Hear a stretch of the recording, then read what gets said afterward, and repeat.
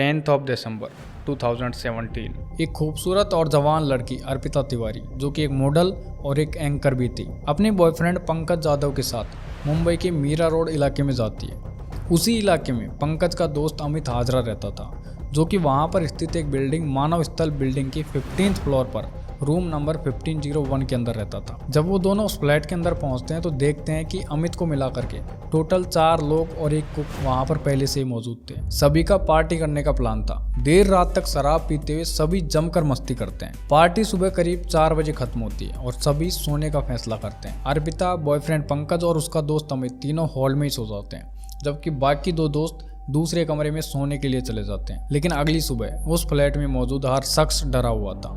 जब सुबह एक दोस्त की नींद खुली तो उसने देखा कि अर्पिता अपनी जगह पर नहीं थी। उसकी तलाश शुरू की गई तो कुछ घंटों बाद उसकी सेमी नेक्ड बॉडी दूसरी मंजिल के एसी डक्ट में झूलती हुई मिली। मतलब जब वो सोए थे तब वो 15th फ्लोर पे थे, लेकिन जब अर्पिता की बॉडी मिलती है तो वो मिलती है 2nd फ्लोर पर। रात भर शराब के नशे में मस्ती कर रहे 5 दोस्तों में से एक की मौत हो चुकी थी और बाकी के 4 शक के दायरे में थे। लेकिन हुआ क्या है, इसकी भनक किसी को नहीं थी। आखिर देर रात ऐसा क्या हुआ? अर्पिता के शरीर से कपड़े किसने हटाए? अर्पिता 15वीं मंजिल से नीचे कैसे गिरी? ऐसे तमाम सवालों के जवाब ढूंढना पुलिस के लिए भी आसान नहीं था। आज की इस वीडियो में हम आपको बताएंगे अर्पिता तिवारी की मौत की सिलसिलेवार कहानी। Welcome to the red folder.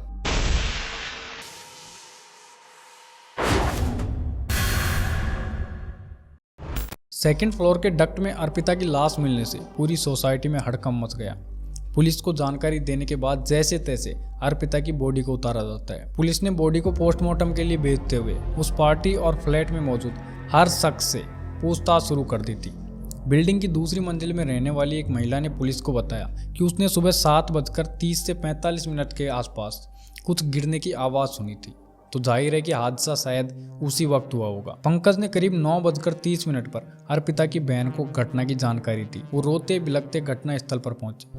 उन्होंने यहाँ पहुंच करके पिता को इस बात की जानकारी दी तो पिता भी रोने लगे। मौत के समय अर्पिता की एज महज 24 ईयर्स थी। इवेंट मैनेजमेंट की पढ़ाई के साथ वो एक्टिंग क्लासेस भी जाती थी। अर्पिता और उनके बॉयफ्रेंड पंकज जाधव के दोस्त अमित हाजरा के बयान के अनुसार सब पार्टी करके लगभग 4 बजे सोए थे। जब सुबह 7 बजे उसकी नींद खुली तो उसने देखा कि अर्पिता अपने बिस्तर पर नहीं थी। वो उन्हें फ्लैट में ढूंढने लगा। तब उसकी नज़र बाथरूम पर पड़ी। बाथरूम का दरवाजा अंदर से बंद था। उसे लगा कि अर्पिता शायद अंदर होगी। ऐसे में वो दोबारा सोने चला जाता है। करीब आधे घंटे बाद उसकी नींद फिर से खुलती है। उसने देखा कि अर्पिता अब भी अपने बिस्तर पर नहीं थी और बाथरूम का दरवाजा अभी भी अंदर से बंद था।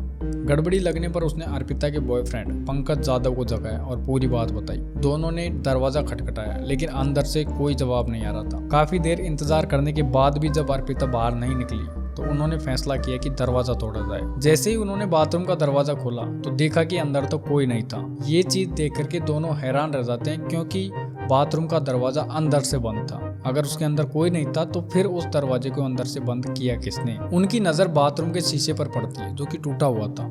उसके बाद में दोनों घबरा करके नीचे ग्राउंड फ्लोर पर जाते हैं। वहां जाकर के अर्पिता को ढूंढने लगते हैं, लेकिन जब अर्पिता वहां पर भी नहीं मिलती तो वो दोनों बहुत ज़्यादा घबरा जाते हैं। अब यहाँ पर अर्पिता के बॉयफ्रेंड पंकज को लगता है कि शायद अर्पिता बिना कुछ कहे घर लौट गई होंगी और इसीलिए वो अर्पिता को कॉल लगाता है, लेकिन कॉल का कोई जवाब नहीं आता। इसके बाद में पंकज अर्पिता की छोटी बहन विनीता को कॉल करके पूछता है कि क्या अर्पिता घर वापस लौट चुकी है।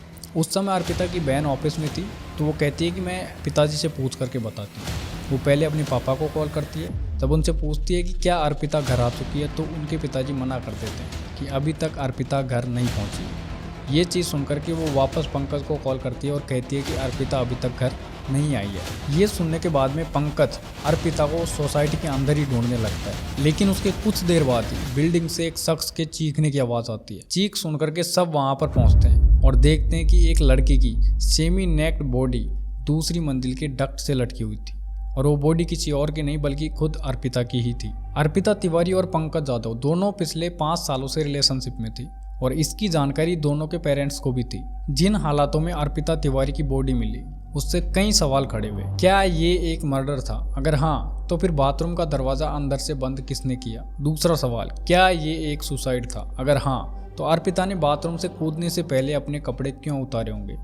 तीसरा सवाल, क्या ये एक हादसा था? अगर हाँ तो फिर बाथरूम के अंदर ऊंचाई पर स्थित खिड़की तक अर्पिता कैसे पहुंची। जब पोस्टमार्टम रिपोर्ट सामने आती है तो उसमें पता लगता है कि अर्पिता की मौत मल्टीपल इंजरीज से हुई है, लेकिन इस चीज़ का पता नहीं लगाया जा सका कि क्या ये इंजरीज मौत से पहले उनके साथ की गई मारपीट से हुई थी या फिर 15वीं मंजिल से गिरने से हुई थी। Now initially the police considered it A accident, लेकिन जब अंकिता के पिता और उसकी बहन ने हत्या का शक जताया तब जाकर के पुलिस ने मामला दर्ज करके इसको एक मर्डर के एंगल से इन्वेस्टिगेट करना शुरू किया। And according to Arpita sister, पिछले कुछ दिनों से अर्पिता और पंकज के बीच में अनबन चल रही थी। और इसके अलावा अर्पिता के परिवार के मुताबिक अर्पिता उस दिन जब घर से निकली थी तब भी वह घर पर झूठ बोल करके निकली थी। उसने कहा था कि ऐसे एज में मुझे एक प्रोग्राम के लिए एंकरिंग करनी है और मैं वहां पर जा रही हूँ। और जब अर्पिता के फादर ने 10 दिसंबर की रात लगभग 9 बजे अर्पिता को कॉल करके ये पूछा कि तुम वापस कब आओगी, तब अर्पिता ने कहा कि वो लेट हो जाएगी लेकिन खाना जरूर साथ में खाएगी। मतलब लेट ज़रूर होगी लेकिन इतनी भी लेट नहीं होगी, खाना खाकर सब सो जाएं। लेकिन करीब 11 बजे तक इंतज़ार करने के बाद में अर्पिता का परिवार खाना खा करके सो जाता है, क्योंकि अर्पिता अक्सर ऐसे ही शोज़ में जाया करती थी जहाँ पर एंकरिंग का काम वो करती थी और इसी कारण से वो ज़्यादातर समय लेट हो जाया करती थी। तो परिवार वालों को ऐसा कोई डर भी नहीं था, उनके लिए ये एक यूजुअल घटना थी। और पुलिस ने कुछ दिनों बाद ही मर्डर, सुसाइड और एक्सीडेंट तीनों एंगल को ठीक से समझने के लिए तीनों एंगल से ही सीन को रिक्रिएट किया। इनिशियल इन्वेस्टिगेशन के अंदर पुलिस ने सबसे पहले एंगल ऑफ मर्डर को ज्यादा तवज्जो दी, बिकॉज अर्पिता की बॉडी बिना कपड़ों के मिली थी और अर्पिता की फैमिली भी बार बार पंकज और उसके दोस्त अमित पर हत्या का आरोप लगाए जा रहे थे। इसलिए पुलिस को लगा कि शायद हो सकता है दोनों ने या फिर दोनों में से किसी एक ने मिलकर के अर्पिता की हत्या कर दी हो। और साथ ही परिवार का ये भी कहना था कि अर्पिता एक खुशमिजाज लड़की थी, वो हत्या से एक दिन पहले ही कह रही थी कि हमें गोल्ड में इन्वेस्ट करना है। मतलब कोई सुसाइड करना चाहेगा भी तो उससे पहले इतनी सारी तैयारियां क्यों करेगा। और साथ ही पुलिस इन्वेस्टिगेशन में ये भी पता चला कि अर्पिता जो थी वो अपने बॉयफ्रेंड पंकज के साथ रिश्ते से खुश नहीं थी, वो जल्दी ही पंकज से अलग भी होना चाहती थी। और इस चीज़ को पंकज ने खुद पुलिस के सामने कबूल भी किया था। मौत से पहले अर्पिता ने प्रोड्यूसर लक्की की अपकमिंग फिल्म टॉफी साइन करी थी और इसी के थ्रू वो एक्टिंग में अपना डेब्यू भी करने वाली थी। प्रोड्यूसर लक्की शर्मा ने स्पॉट बॉय को दिए एक इंटरव्यू में कहा था कि अर्पिता की जो निजी जिंदगी थी उसका असर उसकी प्रोफेशनल लाइफ के ऊपर भी दिख रहा था। कई बार वो रिहर्सल के लिए लेट हुई तो मैंने उससे कारण पूछा, तब उसने बताया कि उसकी पर्सनल लाइफ के अंदर बहुत सारी दिक्कतें चल रही है। वो अपने बॉयफ्रेंड के साथ नहीं रहना चाहती, उससे ब्रेकअप करना चाहती है, क्योंकि वो ज़बरदस्ती उसको पार्टियों में ले जाता है, वहाँ जा के शराब पिलाता है और उससे पैसे भी खर्च करवाना चाहता है, इसलिए वो काफ़ी ज़्यादा परेशान है। साथ ही इन्वेस्टिगेशन में ये भी पता लगता है कि अर्पिता की मौत के मैच 6 दिन पहले पंकज के दोस्त अमित और अर्पिता की फेसबुक पर एक लंबी बात हुई थी। पंकज का दोस्त अमित अर्पिता से एक तरफा प्यार करता था और वो उस पर अकेले मिलने का दबाव बना रहा था, क्योंकि अमित ये बात जानता था कि जल्दी अर्पिता पंकज से ब्रेकअप करने वाली है और उसके बाद में शायद अर्पिता उसके प्रपोजल को एक्सेप्ट कर ले। और यही बात पंकज ने भी पुलिस को बताई थी। वो कह रहा था कि जिस दिन हम पार्टी कर रहे थे उस दिन अमित अर्पिता से नज़दीकियां बढ़ाने की कोशिश कर रहा था। वो बार बार अर्पिता की कमर में हाथ डाल रहा था और इस चीज़ से असहज होकर के अर्पिता ने उसे फटकार तक लगाई थी। और उस रात उनके घर में मौजूद नौकर कृष्णा ने भी पुलिस को एक बात बताई कि जिस दिन ये सभी पार्टी कर रहे थे और 4 बजे के बाद सोने गए थे, तब मेरी लगभग 5 बजे के बाद में आंखें खुली थी और उस समय मैंने देखा कि अमित अर्पिता के कपड़े हटाने की कोशिश कर रहा था और उसने जैसे ही देखा कि नौकर उसे देख रहा है तो तुरंत आंख बंद करके सोने का नाटक करने लगा। नौकर ने कहा कि मुझे लगा शायद अर्पिता की मर्जी से ही ये सब कुछ हो रहा है, इसलिए मैंने ज़्यादा कुछ नहीं कहा और मैं वापस से सोने चला गया। बट इस केस के अंदर जो सबसे बड़ी अड़चन थी वो ये थी कि पुलिस को अभी तक कोई सबूत नहीं मिला था। पुलिस सिर्फ सबूत ही ढूंढ रही थी, लेकिन अभी तक उनको कोई भी ऐसा मेजर प्रूफ नहीं मिल पाया था जिसके दम पर पुलिस कह सके कि अर्पिता का मर्डर हुआ है। और इस चीज के लिए पुलिस ने उस रात जितने भी लोग उस कमरे के अंदर मौजूद थे सभी का लाई डिटेक्टर टेस्ट करवाया और इस टेस्ट के अंदर अर्पिता के बॉयफ्रेंड पंकज सहित 3 लोगों के स्टेटमेंट तो मैच हो गए, लेकिन अमित हाजरा का स्टेटमेंट मैच नहीं हुआ। उसने अपने स्टेटमेंट्स के अंदर कई बार झूठ बोला था। इस चीज का पता लाई डिटेक्टर टेस्ट से पुलिस ने लगाया। Lie detector test report Pankaj और नौकर के बयान के आधार पर पुलिस 18 जनवरी 2018 के दिन अमित को हत्या और सबूत मिटाने के आरोप में गिरफ्तार कर लेती है। इसके बाद में करीब 2 महीने तक पुलिस लगातार कोशिश करती है कि किसी तरीके से कोई सबूत अमित हाजरा के खिलाफ मिल जाए, लेकिन फिर भी अमित हाजरा के खिलाफ पुलिस को कोई सबूत नहीं मिल पाता है और इसी के कारण सबूतों के अभाव में उन्हें अमित हाजरा को छोड़ना पड़ता है। आज अर्पिता की मौत को लगभग 8 साल हो चुके हैं, लेकिन इसके बावजूद आज तक उसके कातिल का पता नहीं लग पाया, या फिर कहें कि उसकी मौत किस वजह से हुई,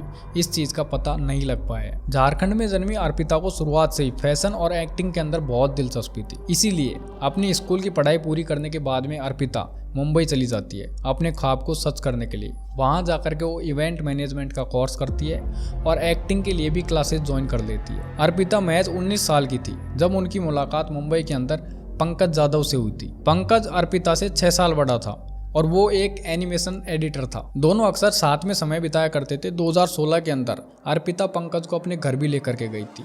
दोनों के परिवार वालों को इस रिश्ते का पता था। दोनों के परिवार वालों को इस रिश्ते से कोई आपत्ति नहीं थी। जल्दी ही दोनों शादी करने वाले थे, ऐसा दोनों कहते थे, और दोनों में समय समय पर अनबन भी होती रहती थी। इस चीज का भी दोनों के परिवार वालों को पता था। रिपोर्ट्स के मुताबिक अर्पिता जल्दी पंकज से अलग होना चाहती थी, लेकिन इस रिश्ते के खत्म होने से पहले अर्पिता की जिंदगी खत्म हो जाती है। कैसी लगी आपको ये वीडियो, आप कमेंट करके जरूर बताएं, और मिलेंगे द रेड फोल्डर के नेक्स्ट एपिसोड में। तब तक के लिए धन्यवाद। Thank you. जय हिंद।